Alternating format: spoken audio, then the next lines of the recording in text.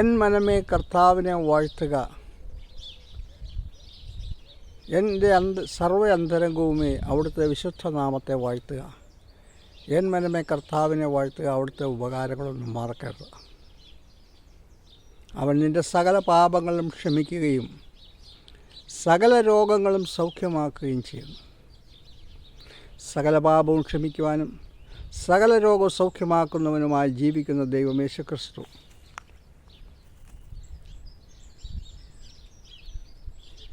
നിൻ്റെ യൗവനം കഴുകനെ പോലെ പുതുക്കി വരത്തക്കവണ്ണം അവൻ നിൻ്റെ വായ്ക്ക് നന്മ കൊണ്ട് തൃപ്തി വരുത്തുന്നു.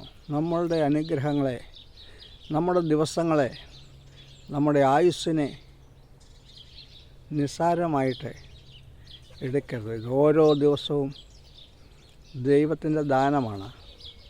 ആ ദാനങ്ങളും അനുഗ്രഹങ്ങളും അനുഭവിക്കുമ്പോൾ ദൈവത്തെ ഓരോ നന്മകളെ ഓർത്ത് നന്ദി പറയുവാനും, ദൈവം അനുവദിച്ചുകൊണ്ടാണ് എനിക്കിന്ന് എഴുന്നേൽക്കുവാനും നടക്കുവാനും കഴിഞ്ഞതെന്ന് ഓർക്കുവാനും, മറ്റൊരു ദിവസം കൂടെ ദൈവം എനിക്ക് തന്നല്ലോ, അനേകർ ഒരു ദിവസം കൂടി ലഭിക്കുവാനായിട്ട് കൊതിക്കുന്നവരുണ്ട്. മരണക്കിടക്കയിൽ കിടന്നുകൊണ്ട് ഒരു ദിവസം കൂടെ എങ്കിലും, ഒരു മാസം കൂടെ, ഒരു വർഷം കൂടെ നമുക്ക് ദൈവം ദാനം തന്നെങ്കിൽ എന്തിനായി നീ എന്നെ സൃഷ്ടിച്ചു, എന്തിനായി എന്നെ അനുഗ്രഹിച്ചു? എൻ്റെ അനുഗ്രഹങ്ങൾക്ക് നന്ദി പറയുമ്പോൾ എൻ്റെ ജീവിതത്തെക്കുറിച്ച് ദൈവത്തിനൊരു ഉദ്ദേശമുണ്ടെന്ന് മനസ്സിലാക്കുക. കേവലം ഈ ഭൂമിയിൽ ജീവിച്ച് സുഖിച്ച് മരിച്ച് അടക്കപ്പെടുവാനല്ല, നിത്യമായ ഒരു സ്വർഗത്തിന് വേണ്ടി ജീവിക്കുവാൻ ഒരുങ്ങുവാനാണ് ഈ ഭൂമിയിൽ നമ്മളെ ആക്കിയിരിക്കുന്നത്.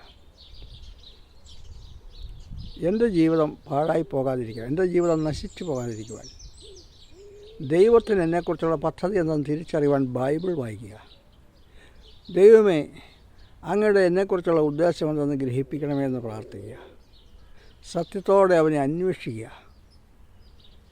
ഈ പ്രപഞ്ചത്തെ മനോഹരമായി സൃഷ്ടിച്ച ദൈവം, നിങ്ങളെ മനോഹരമായി സൃഷ്ടിച്ച ദൈവം,